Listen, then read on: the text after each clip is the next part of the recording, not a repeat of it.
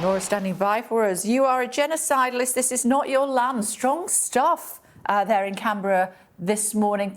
Laura, do update us.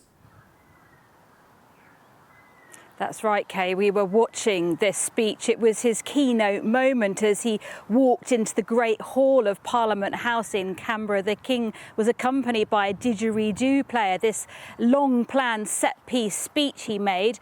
But nobody could have predicted what would have happened as he finished, as Senator Lidia Thorpe got to her feet, was in the middle of that aisle there, shouting, trying to make her way towards the stage. She was held back by security. The King then turning to the Prime Minister, who was sat to his side, and talking quietly to him. But it was without doubt a very confronting, a very uncomfortable moment for the King. He had recognised and spoken about Indigenous Australians and their struggle for some form of reconciliation in the speech he had made, but for many it simply didn't go far enough. Lidia Thorpe is the state of Victoria's first female Aboriginal senator. She is a senior politician known for being outspoken on these issues. It is not the first time she's done something like this, but she certainly seized the opportunity with this huge audience of who were basically the great and the good of Australia gathered to hear this momentous speech from the King. And it was interesting because earlier in the day there was a second moment. As he landed in Canberra,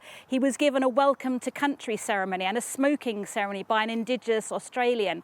She was explaining to us the importance of this ceremony. I asked her, though, after she'd met the King, whether she thought that it was a moment for the King to apologise. The scars of colonial rule are still being felt. I asked her, should the King say sorry? And she said, yes, we all have roles and responsibilities. The King has roles and responsibilities. We need to acknowledge the past. So this is a difficult situation for the King to be put in.